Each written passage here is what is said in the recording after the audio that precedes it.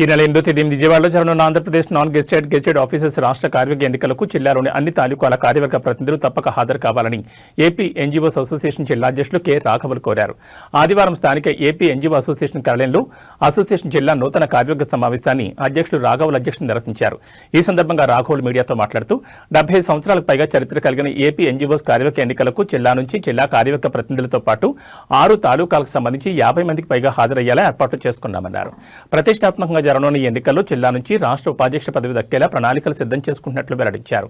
అనంతరం ఆయా తాలూకాల పరిధిలోని నాన్ గెజిటెడ్ ఉద్యోగుల సమస్యలపై చర్చించారు. ఈ సమావేశంలో సంఘం జిల్లా కార్యదర్శి రమేష్ బాబు, జిల్లా కార్యవర్గ ప్రతినిధులు మురళి, బాలసుబ్రహ్మణ్యం, పురుషోత్తం రెడ్డి, ప్రదీప్ కుమార్, పూమాల, దాము, ప్రశాంత్తో పాటు జిల్లా పరిధిలోని 6 తాలూకాల అధ్యక్ష కార్యదర్శులు పాల్గొన్నారు.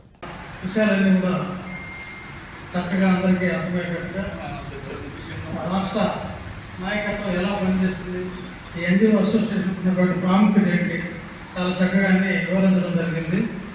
మరి మీ అందరూ కూడా చూస్తాను, 4 సంఘాలు పుట్టుకొచ్చాయి.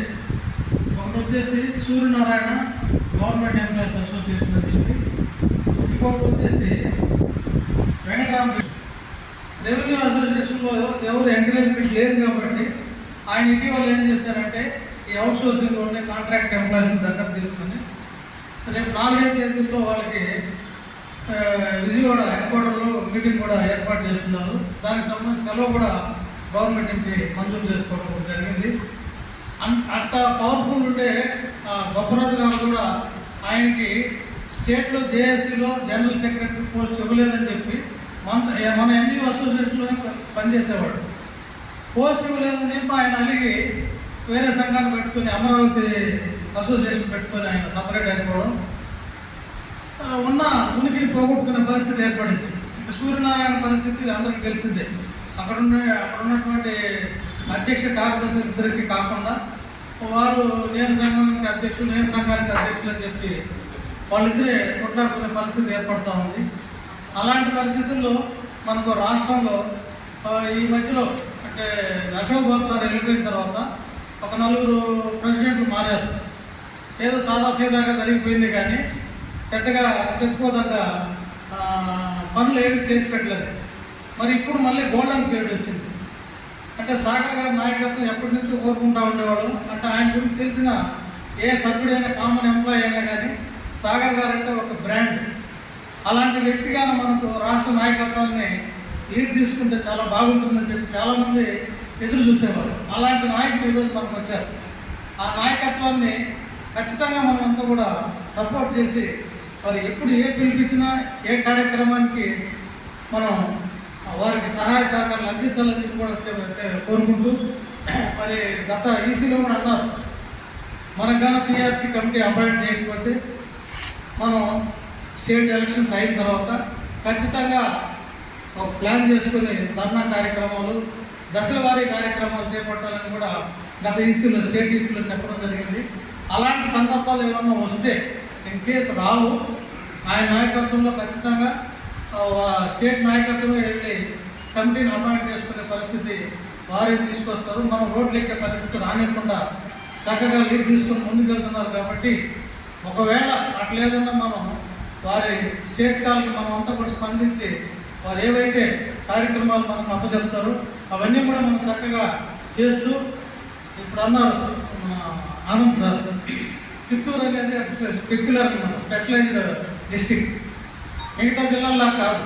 మన జిల్లా గతంలో జరిగిన ఎలక్షన్స్లో కూడా ఎప్పుడు కూడా మన జిల్లా ఓటు కోసం ఎదురు చూసేవాడు స్టేట్లో. ఇప్పుడు ఆ పరిస్థితి లేకుండా రాష్ట్ర నాయకత్వం ఒకే తాటి మీద వచ్చేసింది. అంటే రాష్ట్ర అధ్యక్ష పోస్టుకి ఆ విధంగా కాంపిటీషన్ ఉండేది. అంటే రకరకాల మనస్తత్వంలో రకరకాల మనుషులు కదా ఉండేది. నాకు కావాలి పోస్ట్ అని చెప్పి ప్రతి ఒక్కరు కూడా అడిగే పరిస్థితి. అలాంటిది లేకుండా ఈరోజు ఎవరైతే మనం కామన్ ఎంప్లాయీ నుంచి తాలూకా జిల్లా అధ్యక్ష కార్యదర్శులు ఏదైతే కోరుకుంటుందో అలాంటి నాయకత్వం ఈరోజు మనకు ఉంది. కాబట్టి మన సమస్యలు ఏదైనా ఉంటే కూడా మన దృష్టికి తీసుకెళ్ళడానికి మేము సిద్ధంగా ఉన్నామని తెలియజేసుకుంటూ ఇప్పుడు మాట్లాడవలసిన ఈరోజు జిల్లా కార్యవర్గ సమావేశం ఎన్జిఓ హోమ్ నందు జరపడం, మరి ఈ యొక్క సమావేశం యొక్క ముఖ్య ఉద్దేశం ఏంటంటే రాష్ట్రంలో ఈ నెల 8వ తారీఖున రాష్ట్ర ఎన్నికలు నిర్వహించిన సందర్భంలో మరి నామినేషన్ ప్రక్రియ ఉంటుంది. ఆ నామినేషన్ ప్రక్రియలో భాగంగా గత నెల 2వ తారీఖున జరిగినటువంటి రాష్ట్ర ఎగ్జిక్యూటివ్ కమిటీ సమావేశంలో ఈ డేటు నిర్ణయించడం జరిగింది. అందులో భాగంగా జిల్లాలోని అన్ని తాలూకా అధ్యక్ష కార్యదర్శులందరూ కూడా మరి డిఈసి మెంబర్లు కూడా యజ్ఞోహం చిత్తూరుకు పిలవడం జరిగింది. మరి ఇక్కడికి పిలిచిన తర్వాత ఈ సమావేశంలో మరి తాలూకాల నుంచి ఎంతమంది వస్తారని చెప్పి వాళ్ళ యొక్క అభిప్రాయాలు సేకరించి మరి దాదాపుగా మేము చిత్తూరు జిల్లా నుంచి 50 మంది వరకు ఇక్కడి నుంచి మేము వెళ్ళే ప్లాన్ ఒకటి తయారు చేసుకున్నాము. అందులో భాగంగా మరి వారి యొక్క కార్యక్రమాలు ఎలా చేయాలి, ఎలా సహాయ సహకారాలు అందించాలని చెప్పి తాలూకా అధ్యక్ష కార్యదర్శుల సలహాలు తీసుకోవడం జరిగింది. మరి అదేవిధంగా అందరం కలిసికట్టుగా మేము 7వ తారీఖు రాత్రి ఇక్కడి నుంచి బయలుదేరేదానికి ప్లాన్ చేసుకున్నాము. 8వ తారీఖు జరగబోయే నామినేషన్ ప్రక్రియకి మన జిల్లా నుంచి ప్రాతినిధ్యం వహించాలని చెప్పి మరి జిల్లా యొక్క ప్రాముఖ్యతను కూడా రాష్ట్ర స్థాయిలో వినిపించాలని చెప్పి మేమంతా కూడా కలిసికట్టుగా నిర్ణయం తీసుకున్నాము. మరి అదేవిధంగా జిల్లాలో మహిళా విభాగాలను కూడా ఏర్పాటు చేయాలని చెప్పి తీర్మానం కూడా చేసుకోవడం జరిగింది. మరి అదేవిధంగా ఖాళీగా ఉన్నటువంటి తాలూకా పోస్టులు కూడా ఫిలప్ చేసేదానికి ఈరోజు తీర్మానం చేసుకోవడం జరిగింది. రాష్ట్ర నాయకత్వం ఏదైతే మాకు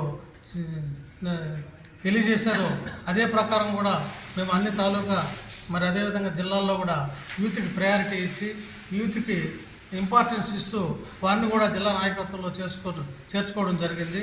వారి ద్వారా కూడా మేము చురుగ్గా పనిచేస్తామని చెప్పి మా రాష్ట్ర నాయకత్వం ఈరోజు అహర్నిశలు పనిచేస్తూ ప్రభుత్వ ఉద్యోగులు ఎవరైతే ఉన్నారో వారికి ఉన్నటువంటి సమస్యలు అన్నిటిపైన అహర్నిశలు పోరాడుతూ అన్నీ నెమ్మదిగా ఒక్కొక్కటిగా సమస్యలన్నీ కూడా సాల్వ్ చేసుకుంటూ రాష్ట్ర నాయకత్వం ముందుకెళ్తూ ఉంది. కాబట్టి అలాంటి రాష్ట్ర నాయకత్వానికి మేము ఎప్పుడూ కూడా ఎల్లవేళలా మా జిల్లా నుంచి సహాయ సహకారాలు పూర్తిగా అందిస్తామని చెప్పి కూడా నేను మీడియా ద్వారా తెలియజేస్తున్నాను.